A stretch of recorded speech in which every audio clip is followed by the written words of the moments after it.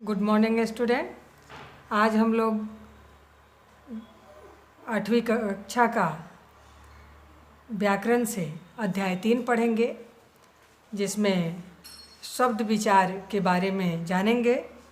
पहले हम लोग वर्ण विचार के बारे में जान चुके हैं कि वर्ण भाषा की सबसे छोटी इकाई होती है, जिसके खंड या टुकड़े नहीं किए जाते, या वर्ण के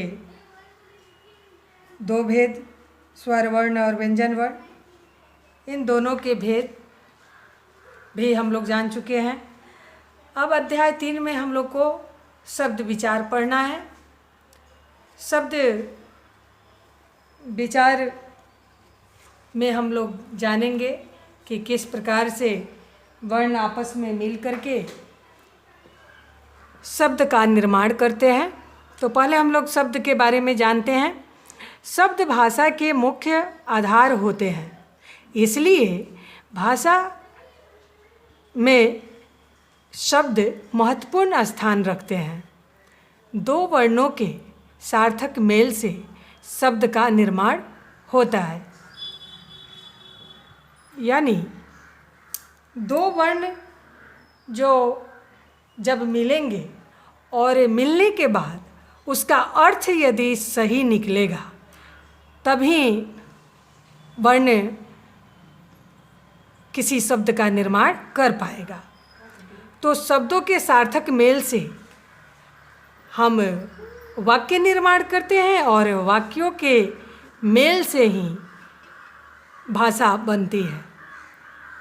जब तक वाक्य नहीं मिलेंगे आपस में, तब तक कोई भाषा का निर्माण नहीं हो सकता। तो अगर हम लोग देखें तो वर्ण विचार जो है वह आधार होता है भाषा निर्माण का। उसके बाद शब्द विचार, उसके बाद वाक्य विचार, और वाक्य के सार्थक मेल से भाषा बनती है। तो यह दूसरा स्थान है इसमें भाषा निर्माण में शब्द विचार का। उदाहरण के द्वारा हम लोग समझेंगे कि वर्ण जैसे क, म, ल है। जब ये तीनों वर्ण आपस में मिले हैं तो कमल शब्द का निर्माण किए हैं, और यह मिलने के बाद शब्द का रूप धारण कर लिया है, शब्द निर्मित हो गया है कमल। अब कमल का प्रयोग अगर हम वाक्य में करते हैं तो कमल का फूल भगवान को प्रिय है। तो विभिन्न शब्द मिल करके यहाँ वाक्य निर्माण में सहयोग किए हैं और वाक्य निर्माण किए हैं। यहाँ कमल एक शब्द है, दूसरा फूल, भगवान, प्रिय, कारक चिन्ह है का और को। तो ये सब आपस में मिल करके एक सार्थक वाक्य का निर्माण किया है। तो वर्णों को व्यवस्थित क्रम में ही लिखने पर सार्थक शब्द बनता है। यानी जब तक हम किसी भी वर्ण को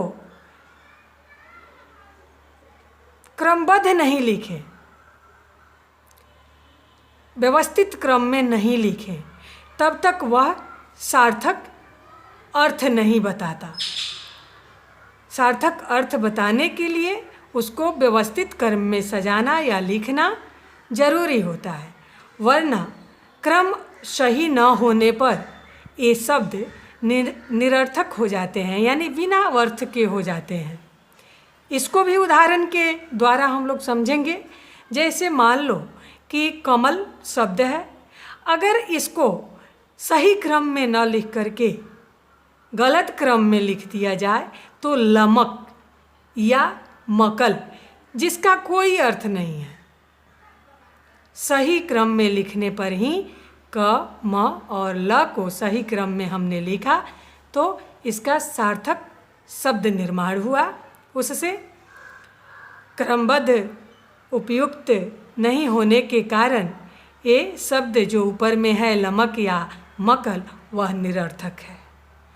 तो आप लोगों ने देखा कि किस प्रकार से वर्ण आपस में मिलकर सार्थक क्रमबद्ध अगर व्यवस्थित होते हैं तो वह शब्द का निर्माण करते हैं।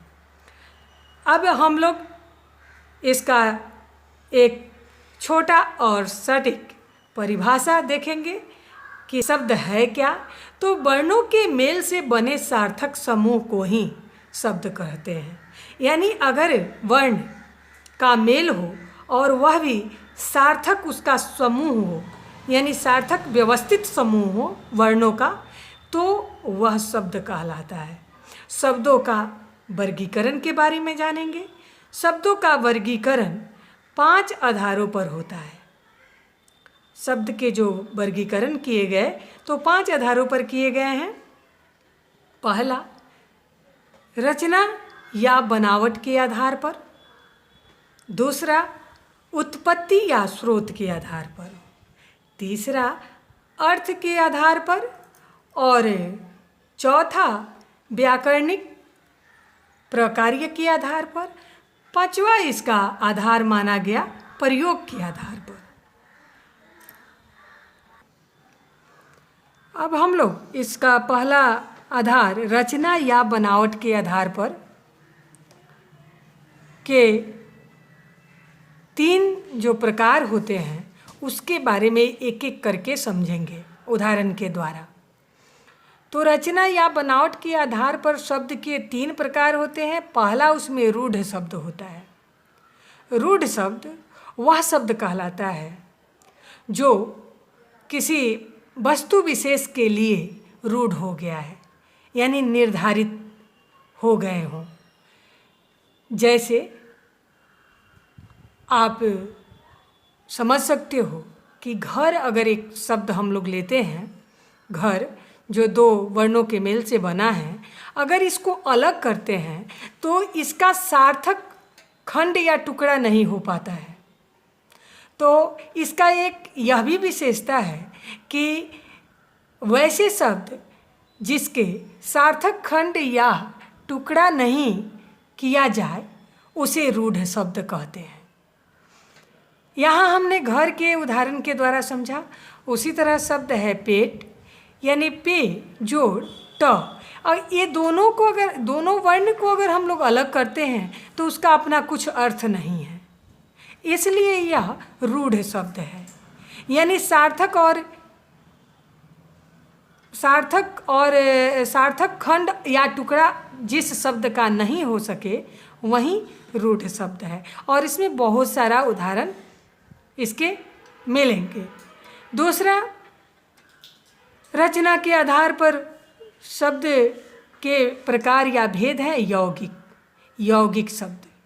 तो यौगिक शब्द वे शब्द होते हैं जो 2 या 2 से अधिक सार्थक शब्दों के मेल से बने हों।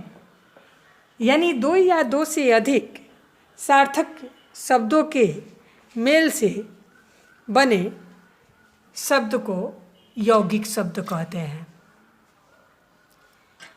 ऐसे शब्द को खंडित करने पर भी दोनों शब्द का अर्थ निकलता है। यानी जब हम दूसरे शब्द का तो हम लोग यौगिक शब्द के बारे में समझ लिए कि यौगिक शब्द वैसे शब्द होते हैं जिसको खंडित भी किया जाए तो दोनों खंडित शब्दों का अपना अपना अर्थ हो। ऐसे शब्दों को खंडित करने पर भी दोनों शब्द का अर्थ निकलता है। उदाहरण के लिए जैसे राज जोड़ कुमार, यानी राज को अलग किए, कुमार को अलग किए, और उसको जब मिला हुआ है तो वह राजकुमार है। अलग करने पर भी राजकुमार, राजा का पुत्र। यहाँ दूसरा शब्द है कि न्याय प्रिय। तो न्याय प्रिय में न्याय को अलग किए और प्रिय को अलग किए, दोनों का अपना अपना अर्थ है, सार्थक अर्थ है। अब हम लोग योगरूढ़ शब्द के बारे में जानेंगे। योगरूढ़ शब्द ऐसे शब्द को कहा जाता है जिसमें 2 या उससे अधिक शब्द के मेल होते हैं तथा किसी विशेष अर्थ में उसका प्रयोग किया जाता है। तो इसको उदाहरण के द्वारा हम लोग समझेंगे, जैसे दशानन है, यानी दशानन शब्द का प्रयोग, इसका अर्थ होता है 10 सिर वाला, लेकिन दशानन का प्रयोग हमेशा होता है रावण के लिए। ठीक उसी तरह गजानन है, गजानन शब्द यानी उसका अर्थ होता है गज का सिर वाला, यानी गज हाथी के सिर वाला। तो यहाँ जो है गजानन का अर्थ हुआ गज के सिर वाला, लेकिन इस शब्द का प्रयोग हमेशा गणेश के लिए होता है। अब इस वीडियो में हम लोगों ने शब्द के बारे में विचार किया, जाना उसके बारे में, विभिन्न आधारों को जाना। अब एक एक आधार का इसमें हम लोग उसके भेद और उसके उदाहरण को जानेंगे, जिसमें पहला रचना या बनावट के आधार पर हम लोग जान चुके। अब अगले वीडियो में हम लोग उत्पत्ति के आधार पर शब्द के जो 5 भेद होते हैं उसके बारे में जानेंगे। धन्यवाद।